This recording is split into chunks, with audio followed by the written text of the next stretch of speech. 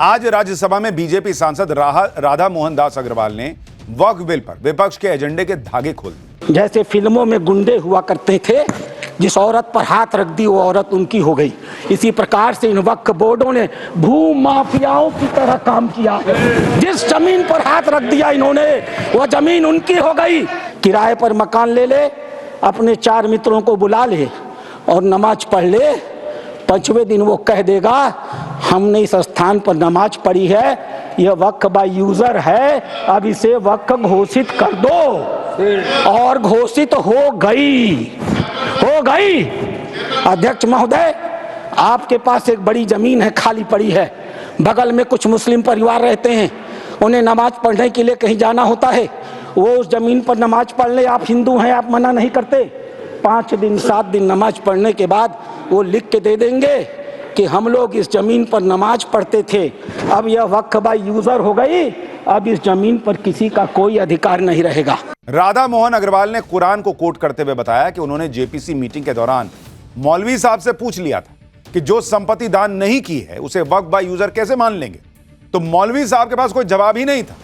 सुनिए राधा मोहन अग्रवाल ने क्या बताया। मैं भी जेपीसी का मेंबर हूं।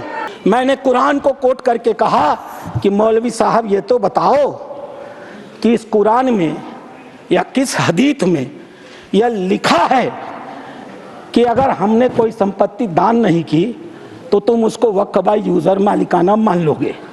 किसी के पास एक भी मेरे सवाल का जवाब नहीं था। बीजेपी सांसद राधा मोहन दास अग्रवाल यही नहीं रुके, उन्होंने हजरत मोहम्मद साहब की आयतों का हवाला देते हुए वक्फ के नाम पर जो मनमानी चली आ रही थी उसको एक्सपोज किया। एक बार सुनिए उन्होंने क्या कहा। मैंने इनसे कहा, जब हजरत मोहम्मद साहब ने अपने आयतों में लिखा है, 3 आयतें हैं, 4 आप चाहिएगा तो मैं पेश करूंगा। 4 आयतें हैं जहां हजरत मोहम्मद साहब कहते हैं एक भी पैसा अगर किसी को दो तो उसको लिखो, उसका उदाहरण दो, उसका विटनेस बनाओ, ताकि ताकीद रहे कि कल तुम्हारे देने को कोई चुनौती न दे पाए। एक भी पैसा दो तो लिखित दो। और तुम कहते हो कि तुम्हारे पास ये सारी संपत्तियां हैं जिसका कोई लिखित रिकॉर्ड नहीं है। मेरे एक भी प्रश्न का जवाब ये लोग नहीं दे पाए, खाली मुझे कहते थे कुरान पढ़ते हैं मौलाना है, कुरान पढ़ते हैं मौलाना है। अरे कुरान मैं पढ़ता हूं, तुम तो मुसलमान हो, बचपन से पढ़ते हो ना। मैं पढ़ूं और बताऊं कुरान में क्या लिखा है, मार हो जाएगी मार। ये हिंदू की भलमनसाहत है जो कुरान पढ़ के तुम्हें बताता नहीं है। आप सोचिए, वक्फ के नाम पर यही खेल चल रहा था, जिसका कोई लिखित रिकॉर्ड तक नहीं, उसको भी वक्फ की संपत्ति मान लिया गया। आप वक्फ बिल के विरोध के पोस्टर बॉय बने असदुद्दीन ओवैसी का एक पुराना बयान सुनिए। ओवैसी खुद मंच पर खड़े होकर बता रहे हैं कि यूपी के अंदर 90% से ज्यादा वक्फ की जमीन के कागज तक नहीं है। सुनिए एक बार ओवैसी को। ये अगर कानून बन जाएगा, उत्तर प्रदेश में 1,21,000 वक्फ की प्रॉपर्टीज हैं, 1,12,000 के पास कागज ही नहीं है। वक्फ बाय यूजर खत्म हो गया तो जायदादें कौन लेगा? वो जायदादें कौन लेगा बताओ? तुम्हारे पास लीगल उसके ऊपर इख्तियारी नहीं होगा, कोई भी घुस जाएगा। वक्फ बाय यूजर निकाल दिए। ये ओवैसी है बॉस, खुद बता रहे हैं कि यूपी में 90% से ज्यादा वक्फ की संपत्तियों के कागज नहीं है। तो वो संपत्ति वक्फ की कैसे हुई? ज्ञानवापी से लेकर हर जगह मंदिर के साक्षात सबूत होने के बाद कागज बताओ, इतिहास बताओ, सब बताओ, फिर कोर्ट में लड़ाई लड़ो, तब जाके तुमको देंगे। और तब भी नहीं देंगे। एक भी मस्जिद जो है वो शहीद नहीं होने देंगे, नारे लगते हैं। और 1 लाख से ज्यादा संपत्ति के कागज नहीं है। नहीं भाई, हमने कह दिया तो हमारी है। ये कौन सा हिसाब चल रहा है इस देश में भाई? आप सुनिए ना, खुद बता रहे हैं ना भाई कि कोई प्रॉपर्टी के कागज नहीं, लेकिन वक्फ की है तो है, कोई नहीं छुएगा। ये क्या है? ये रंगदारी चल रही है क्या? वक्फ के नाम पर क्या चल रहा था? खुद ओवैसी इसकी गवाही दे रहे हैं, खुद मान रहे थे कि यूपी में तो वक्फ की संपत्ति का कोई हिसाब किताब ही नहीं है। यही वजह है कि सीएम योगी भी वक्फ संशोधन बिल लाने के लिए मोदी और शाह का आभार जता रहे हैं। कह रहे हैं कि यह वक्फ बोर्ड है या माफिया बोर्ड। सुनिए एक बार योगी को। देखा ना वक्फ बोर्ड ने कैसा मनमानापन उस समय बयान दे रहे थे। जब हम कुंभ का आयोजन करने जा रहे थे उस समय वो बयान दे रहे थे कि प्रयागराज में कुंभ की भूमि भी वक्फ की भूमि है। अबे हमने कहा ये बोर्ड क्या भूमाफिया बोर्ड हो गया क्या? भूमाफिया प्रदेश में नहीं चल सकते। माफियाओं को तो हम पहले ही विदा करा चुके हैं प्रदेश से। अब उत्तर प्रदेश में माफियागिरी नहीं चलेगी। महाकुंभ भव्य और दिव्य होगा। और बहनों और भाइयों, और भव्य और दिव्य कुंभ वहां है। हम आभारी हैं प्रधानमंत्री मोदी जी के, गृह मंत्री अमित शाह जी के, जिन्होंने वक्फ बोर्ड की मनमानी पर लगाम लगा करके वेलफेयर के कार्य के साथ ये सभी बोर्ड जुड़े। इसके लिए वक्फ बोर्ड से संबंधित एक अत्यंत महत्वपूर्ण अधिनियम को संसद में, लोकसभा में पारित किया है।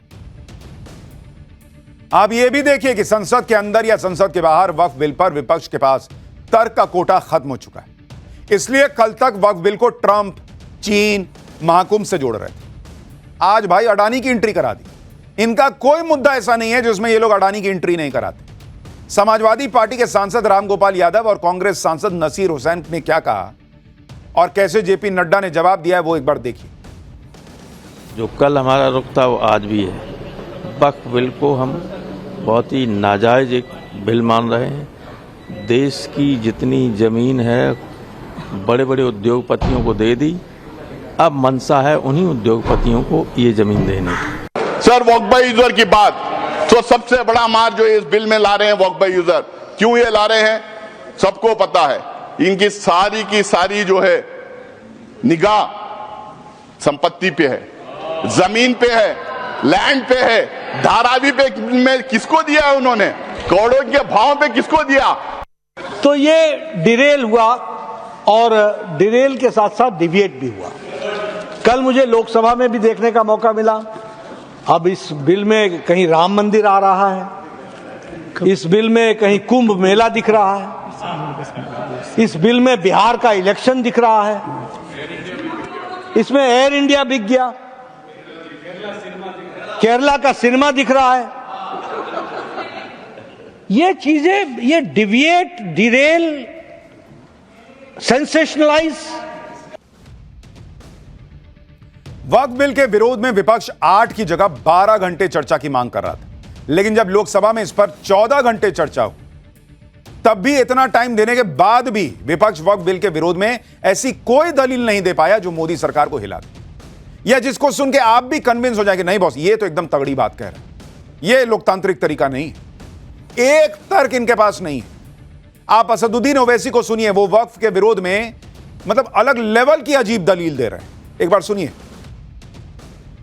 और गवर्नमेंट क्या कर रही है?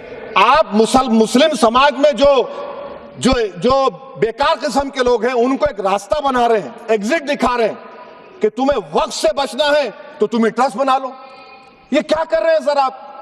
कम से कम उन दाऊदी बोरा को आप दे देते। कितनी भी कोशिश कर ले, लेकिन हिंदुस्तान का मुसलमान रोज़े क़यामत तक अपनी शरीयत पे कायम था, है और रहेगा।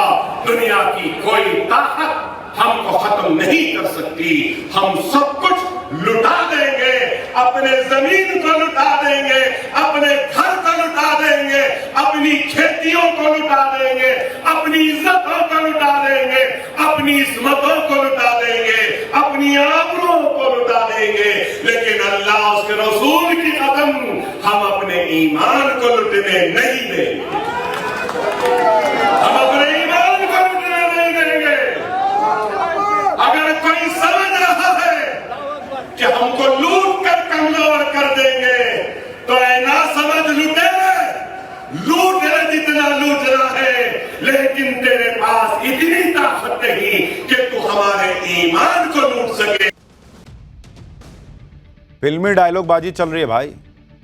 और अगर वक्फ बोर्ड शरीयत के हिसाब से धर्म का हिस्सा है तो बहुत सारे इस्लामिक देशों में क्यों नहीं है? बताएं लोग।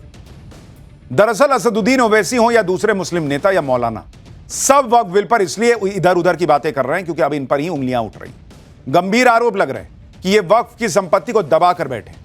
आप ओवैसी पर उत्तराखंड वक्फ बोर्ड के चेयरमैन शादाब शम्स के दावों को सुनेंगे तो हैरान रह जाएंगे।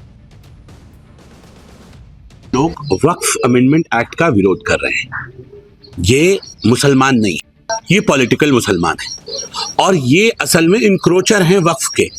आप ऊपर से लेके नीचे तक जितने मुस्लिम पर्सनल लॉ बोर्ड के मेंबर्स हैं, जितने ये मुस्लिम तंजीमें चल रही हैं या जमात है या जो लोग साथ में आए हमदर्द बन के दिखा रहे हैं या ओवैसी साहब हैं, ये सब लोग वक्फ के इंक्रोचर हैं। करिए तो बताइए, वक्फ बोर्ड की संपत्ति 200 बीघा के ऊपर अकबर अहमद डंपी का कब्जा है, कांग्रेस के यूथ संजय गांधी जी के साथी उत्तराखंड के अंदर, जहां 200 बीघा में रिसोर्ट बनाया हुआ है। दूसरे इनके सांसद सईदुज्जमा जो मुजफ्फरनगर से सांसद थे, कलियर के अंदर बंगला कब्जा के बैठे हैं वक्फ का। क्या है भाई, असदुद्दीन ओवैसी 8 रुपए एकड़ के किराएदार हैं साल के, 1000 बीघा जमीन।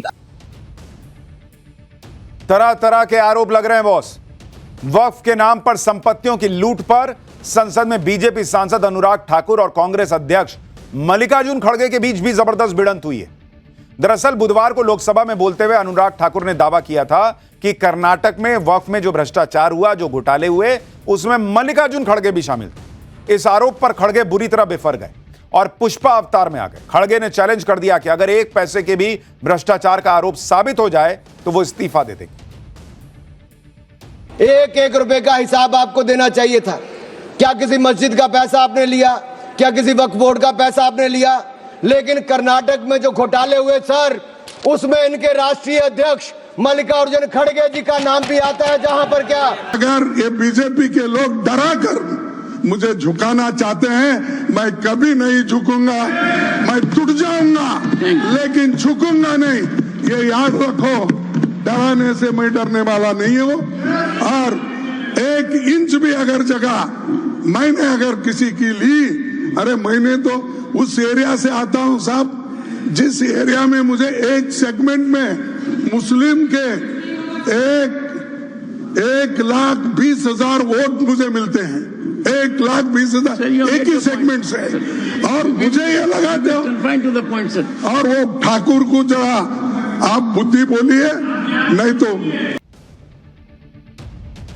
हालांकि ये बोलते बोलते मल्लिकार्जुन खड़गे साहब ने क्लियर कर दिया क्यों वक्फ बिल को लेकर ये लोग विरोध कर रहे हैं। भाई एक जगह से 1,20,000 मुस्लिम वोट मिल रहा है, खुद ही बता रहे हैं, तो कैसे ना कलेजा निकाल के रख दे मुसलमानों के लिए।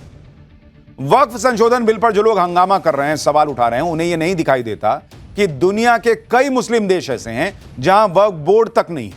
संसद में बीजेपी सांसद संबित पात्रा ने मुस्लिम देशों के नाम गिना गिना कर बताया, इन देशों में कोई वक्फ बोर्ड नहीं है। अगर शरीयत से जुड़ा मामला है तो इन मुस्लिम देशों में बोर्ड क्यों नहीं है? सुनिए संबित पात्रा। इस्लामिक देशों में है, मैं इस्लामिक देशों का नाम पढ़ूंगा जहां वक्त का वजूद नहीं है। तुर्की में नहीं है, लीबिया में नहीं है, इजिप्ट में नहीं है, सूडान में नहीं है, लेबनान में नहीं है, सीरिया में नहीं है, जॉर्डन में नहीं है, तुनीसिया में नहीं है, इराक में नहीं है। भारतवर्ष में वक्फ बोर्ड है। वक्फ प्रॉपर्टी को कानूनन सुरक्षा, लीगल प्रोटेक्शन दिया गया है। उसके बाद भी हंगामा क्यों है बरपा? उसके बाद भी हंगामा क्यों है बरपा? मैं पूछना चाहता हूं। देश में यह वक्फ एक्ट आया कैसे? ये जिन्ना को पाकिस्तान बनाने का जिम्मेवार मानते हैं या नहीं मानते? पहले इन लोगों से ये पूछ लीजिए सर, फिर मैं बोलूंगा। यदि जिन्ना को मानते हैं, ये मैं पेपर लेकर आया हूं सर। 1910 में कांग्रेस पार्टी ने मुंबई से एक रिजर्व सीट जो मुस्लिम की गई, उससे जिन्ना को मेंबर ऑफ पार्लियामेंट बनाया और उन्होंने 1911 में मुसलमान वक्फ बोर्ड बनाया। ये प्राइवेट आदमी ने बनाया, जिन्ना ने बनाया, जिसने पाकिस्तान बनाया और आज फिर वक्फ के नाम पर ये इस देश का बंटवारा करना चाहते हैं। वक्फ बिल के विरोध में यह बात भी कही जा रही है कि वक्फ संपत्तियों का सर्वे तो सरकारी अधिकारी करेगा, तो वो तो सरकार के समर्थन में ही फैसला लेगा।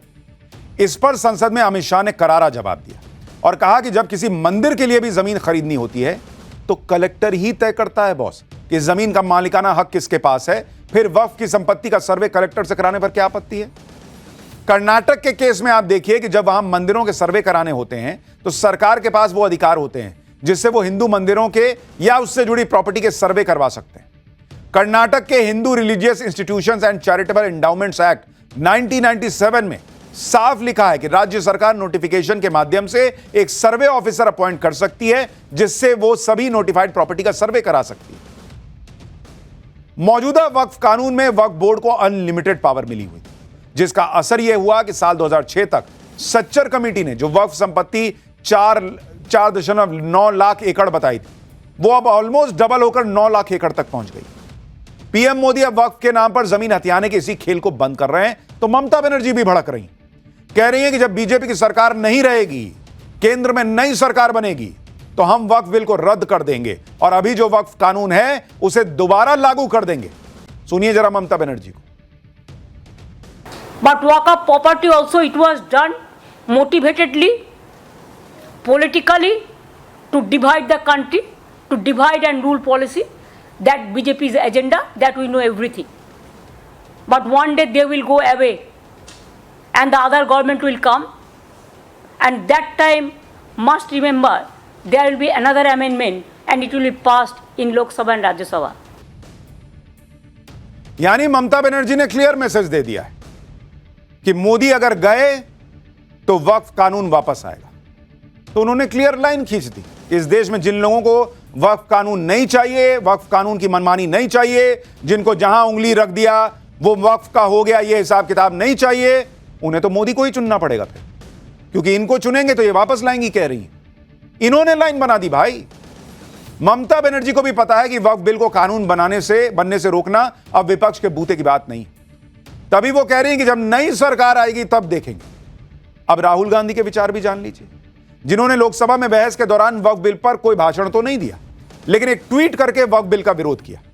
ट्वीट में राहुल गांधी ने लिखा है कि वक्फ बिल मुसलमानों को हाशिए पर डालने और उनके व्यक्तिगत कानूनों और संपत्ति के अधिकारों को हड़पने का हथियार बनाया जा रहा है। राहुल गांधी के मुताबिक संघ, बीजेपी और उनके सहयोगियों ने मुसलमानों को निशाना बनाकर संविधान पर हमला किया है और भविष्य में अन्य समुदायों को निशाना बनाया जाएगा। अपने ट्वीट में वक्फ बिल को लेकर बेहद गंभीर लग रहे राहुल गांधी असल में कितने सीरियस हैं, अब आपको यह भी दिखाता हूं। राहुल गांधी ने वक्फ बिल की बहस में तो भाग नहीं लिया, लेकिन जब वोटिंग का टाइम आया तब वो देर रात संसद भवन पहुंचे। मतलब पूरे टाइम इस बहस में थे भी नहीं, नेता प्रतिपक्ष हैं भाई। राहुल गांधी जैसे ही गाड़ी से उतरे उन्हें देखकर लोग हैरान रह गए। Rahul Gandhi white T shirt, black रंग का पजामा टाइप कुछ पहने हुए थे और चप्पल पहनकर संसद पहुंच गए थे, जिसका वीडियो देखते ही सोशल मीडिया पर कई लोग भड़क गए।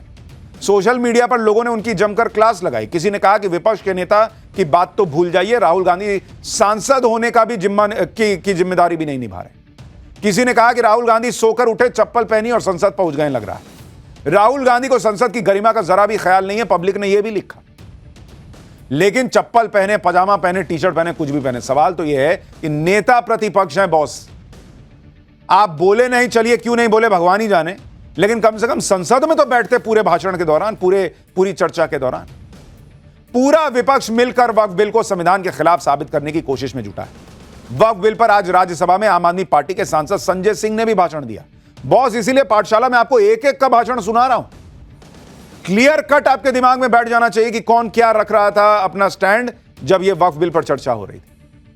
अपने भाषण में संजय सिंह ने आरोप लगाया कि वक्फ के जरिए मुसलमानों की जमीनें छीन ली जाएंगी। संजय सिंह ने यह भी कहा कि बीजेपी कभी मुसलमानों के भले की सोच ही नहीं सकती। आप सुनिए जरा संजय सिंह ने कैसे मुसलमानों को पीएम मोदी के खिलाफ भड़काने की कोशिश की। ये सरकार कह रही है कि ये कानून हम मुसलमानों के भले के लिए आ रहे हैं। जब मैं आपसे सुनता हूं तो मुझे लगता है कपिल शर्मा कॉमेडी सर्कस में बोल रहा है। आप मुसलमानों का भला कर रहे हैं, आप मुसलमानों का भला कर रहे हैं। दोनों सदन में एक भी सदस्य दोनों सदन में सिर्फ एक सदस्य गुलाम अली को छोड़ के एक भी सदस्य आपका मुसलमान नहीं है। आप मुसलमानों का भला कर रहे हैं, आप मुसलमानों का भला कर रहे हैं। पूरी सरकार में एक मंत्री आपका मुसलमान नहीं है, आप मुसलमानों का भला कर रहे हैं।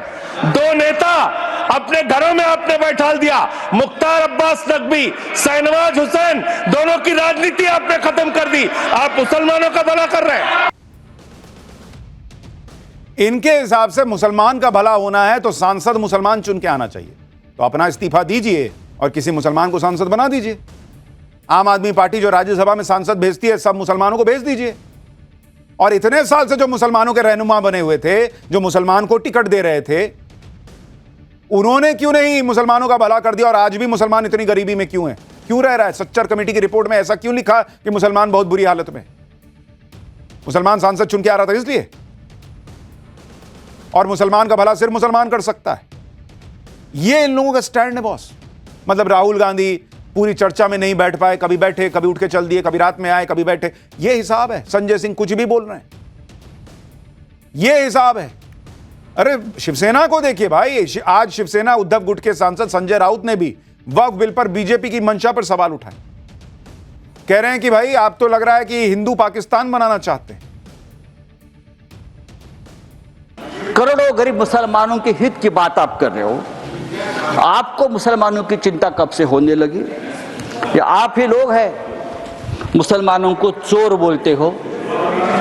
आप ही लोग हैं मुसलमान आपकी जमीन छीन लेंगे, आपके गले का मंगलसूत्र खींच लेंगे, आपके गाय बैल उठाकर लेके जाएंगे, मुसलमान देशद्रोही है, टेररिस्ट है, बटेंगे तो कटेंगे। अभी आप लोग मुसलमानों की संपत्ति की चिंता कर रहे हो, आप लोग मुसलमानों की संपत्ति के रखवाले बने हो। लेकिन मैं आपको बताता हूं भाई साहब, आप मुझे कुछ मत सिखाइए, मैं बहुत पढ़ लिख कर आया हूं यहाँ, चिंता मत करिए। मैं हिंदुत्व भी पढ़ा हूं और सब कुछ पढ़ा हूं, और आप अभी नए मुल्ला बन गए हो हिंदुत्व के। आपको धन्यवाद के बोलने दिया, मगर इनको धन्य नहीं, काय हमारा काय चिंता नहीं, वो आपको जो बोलना है बोलो, सच्चाई देखो। अभी क्यों ऐसा कर रहे हो? अच्छा आज पहली बार सर, पहली बार आखिरी में पहली बार हमारे संजय भैया का भाषण नरोबा कुंजोरबा था। कभी नहीं तो बिल्कुल टट बोलते। आज क्या बोलूं क्या नहीं बोलूं उनको समझ में नहीं आ रहा था, क्या बोलूं नहीं बोलूं। देखो अभी भी एकदम ऐसा ही कर रहे हैं। संजय भैया आपण कलर नको बदला। संजय राउत को कहा जा रहा है अपना रंग मत बदलो। संजय राउत कह रहे हैं बीजेपी वाले मुसलमानों के लिए क्या कहते हैं। बाला साहब ठाकरे क्या सोच रखते थे हिंदुत्व को लेकर, भूल गए हैं क्या?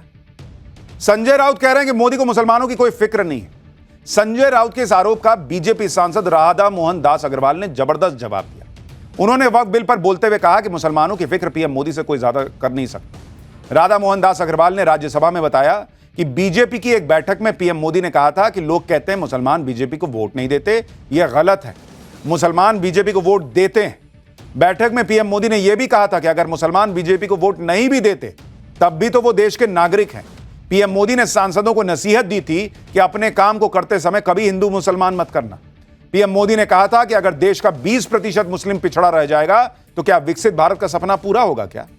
यह पीएम मोदी का ही विजन है कि मुसलमानों के जीवन को बेहतरी के लिए जितना संभव होगा उतना प्रयास बीजेपी करेगी।